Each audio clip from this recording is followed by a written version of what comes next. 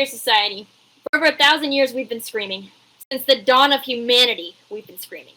Screaming to be seen, to be heard, screaming to be respected, to be treated as human beings with equal rights to and as important as yours. Instead, we've been your cash cows. Think dowries, inheritance, connections to other powerful men. We've been your bargaining chips. Marriage alliances, peace agreements through marriage, etc. We've been your incubators, we've given you heirs. We've been used, abused, disrespected, raped, and treated as more of a pretty decorative object whose only purpose is to hang on your arm, smile, take care of your every whim, even if it makes us miserable, and carry your children even though we could die in the process. Granted, we've come a long way since those early days, so allow me to give a brief history of our fight here in the British colonies and later the United States of America.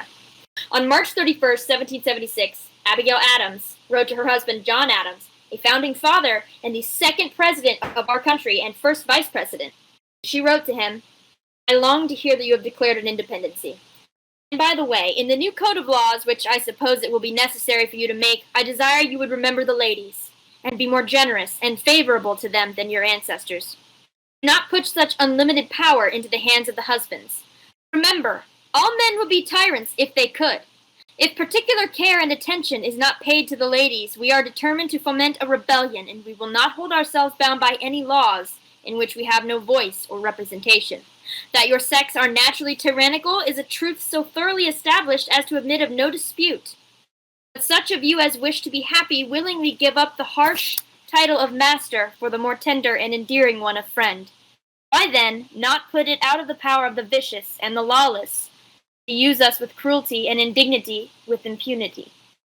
Men of sense in all ages abhor those customs which treat us only as the vassals of your sex. Regard us then as beings placed by Providence under your protection, and in imitation of the Supreme Being make use of that power only for our happiness. Abigail Adams was a supporter of women's rights. She opposed slavery vehemently and supported education for all. Her husband replied back to her with this letter. As to your extraordinary code of laws, I cannot but laugh. We have been told that our struggle has loosened the bands of government everywhere, that children and apprentices were disobedient, that schools and colleges were grown turbulent, that Indians slighted their guardians and Negroes grew insolent to their masters.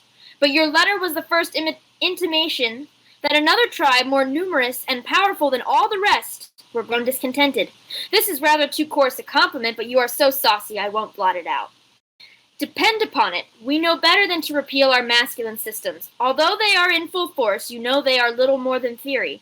We dare not exert our power in its full latitude. We are obliged to go fair and softly, and in practice you know we are the subjects. We have only the name of masters, and rather than give up this, which would completely subject us to the despotism of the petticoat, I hope General Washington and all our brave heroes would fight. I am sure every good politician would plot, as long as he would, against despotism, empire, monarchy, aristocracy, oligarchy, autocracy. A fine story indeed. I begin to think the ministry as deep as they are wicked. After stirring up Tories, land jobbers, trimmers, bigots, Canadians, Indians, Negroes, Hanoverians, Hessians, Russians, Irish Roman Catholics, Scotch renegados, at last they have stimulated the need to demand new privileges, and threaten to rebel. So this was the reply from a racist, misogynistic man in power to a woman he claimed to love. In fact, he even went so far as to call her his closest confidant and advisor. I think we can agree that not only did he fail her, but he dismissed her. His fear was that by giving women rights, it would lead to people of color, Celtic peoples, the Scottish and the Irish, people of different religions, and various other groups that he believed were beneath him would want rights too. Consider that he used the word privileges. And remember that this was a man who signed his name to a document that declared, we hold these truths to be self-evident, that all men are created equal, and that they are endowed by their Creator with certain unalienable rights. And among these are life, liberty, and the pursuit of happiness. And that he was fighting a war to be free from being controlled by people who lived 2.5 months by ship, and that's if the wind was favorable for him. People who did not live the same kind of lives that he and his brethren did. in conditions different from them, and so they could not understand their plight. Keep that in mind. July 19th through the 20th, 1848, the first Women's Rights Convention was held in Seneca Falls. There were over 300 attendees. It was organized by Elizabeth Cady Stanton and Lucretia Mott. There, 68 women and 32 men signed the Declaration of Sentiments. This was the first step in a 72-plus year-long fight for women to get the vote. There's one sentiment in this document which I believe holds very true to this day, and it's this. He has created a false public sentiment by giving to the world a different code of morals for men and women, by which moral delinquencies which exclude women from society are not only tolerated, but deemed of little account in men. I'm sure we've all heard the phrase, boys will be boys. Generally, at least in my own experience, it's always said after a little boy does something naughty towards a little girl. But heaven forbid that little girl retaliate. The adults in her life won't step in. Heaven forbid she, too, engages in a behavior that is perfectly acceptable and dismissible as boys just being boys. The moment she engages in such behavior, she is punished, but when a boy does it, well, he's just being a boy, and it's no big deal. The same thing is seen in adults, though. When a man sleeps around, he's a player. He gets slaps on the back, and no one calls him a whore, or a slut, or a dirty slag, or makes comments about his genitals being loose and stretched out, which, by the way, sex can't do that. Don't flatter yourselves. A woman, in fact, can give birth to a full-term fetus, dilate 10 centimeters, and then go back down to nearly the same size she was before she'd ever been pregnant. But that's a conversation most of us aren't ready to have. No one suggests that he might have diseases or any other number of derogatory statements made by both men and the women this society has brainwashed into thinking that this is acceptable. To those women, I beg you, please question why your worth as a person seems to plummet in the eyes of others simply because you're engaging in the exact same behavior that the men around you are engaging in, and then ask yourself why that is acceptable to you.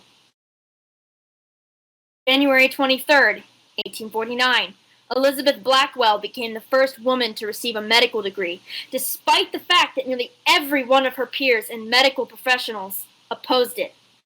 Believe me, she had to fight every step of the way to get her degree, and every step afterward to practice medicine and keep her degree.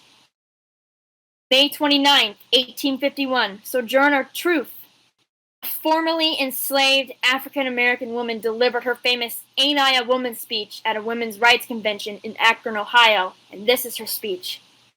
Well, children, where there is so much racket there must be something out of kilter.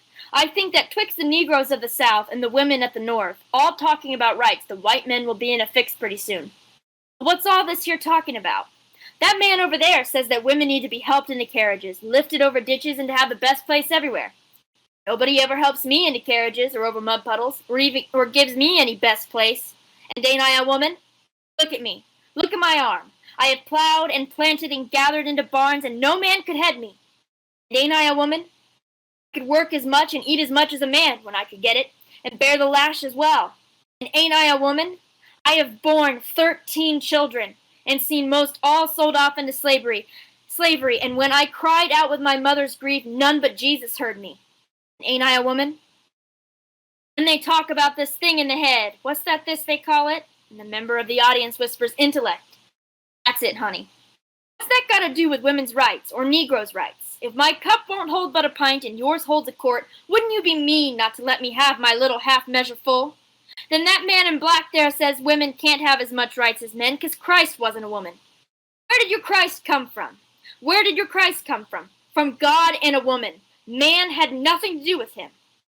If the first woman God ever made was strong enough to turn the world upside down all alone, these women together ought to be able to turn it back and get it right side up again. And now they is asking to do it. The men better let them.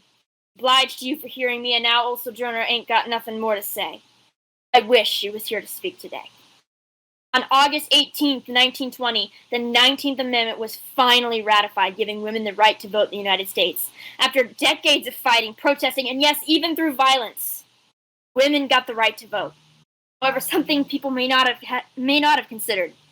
There was a large portion of women who would not vote. fear of their husbands, and even their fathers.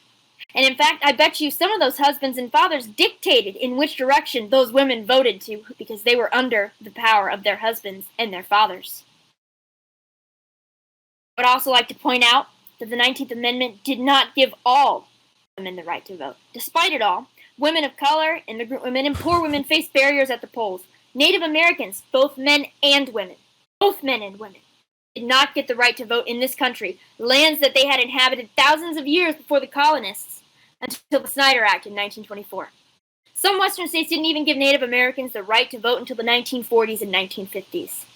Let that sink in. The 1940s and the 1950s.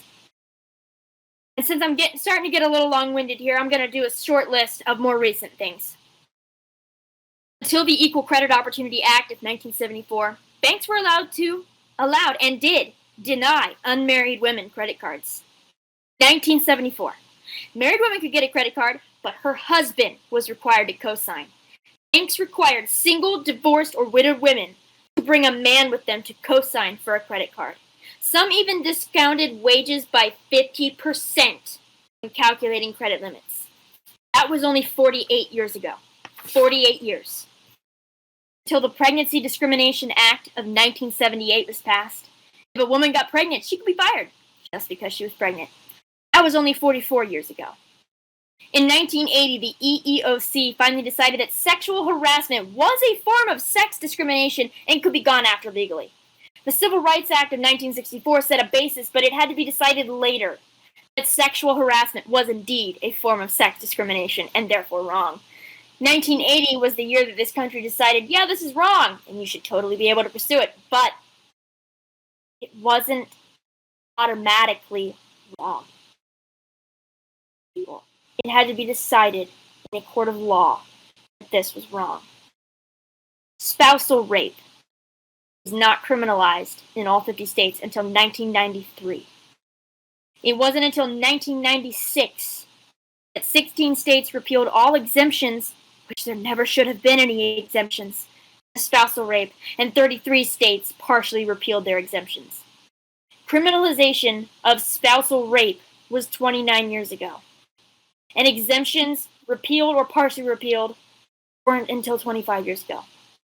I am 25 years old. Sex discrimination was not outlawed in health insurance until 2010. 13 years ago. 13 years ago. Now I'm going to get to the heart of this.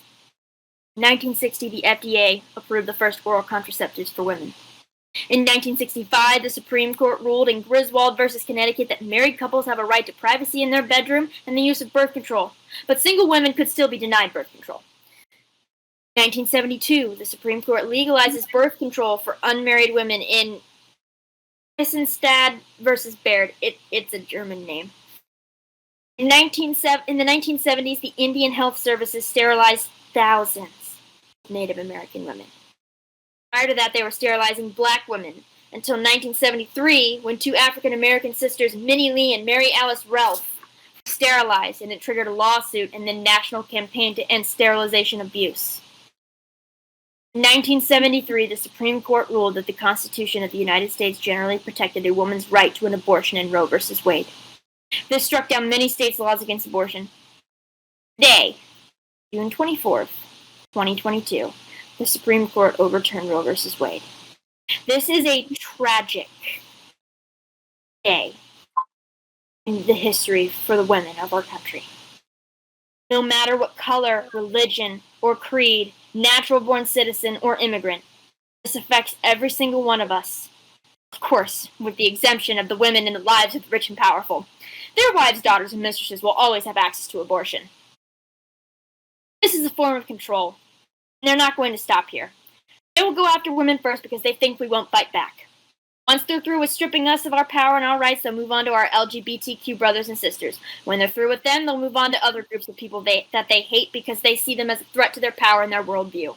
It won't end here. My fellow women, we need to stand up and we need to stop rolling over and accepting this. I don't know about the rest of you, but I am terrified to bring a daughter into this world. A world that would go back in time to treat her as nothing more than an incubator. So this I say to the society that would be happy to go back to seeing us as less than, an object, a piece on a chessboard, an incubator. I'm done screaming. I'm fighting now. I am a woman, and our society has forced me to be stronger mentally than any man, to take the hits that men won't take. Because from the very moment I was born, I was immediately held to a different standard than the boys around me. A standard that forced me to grow up faster, to be an adult sooner.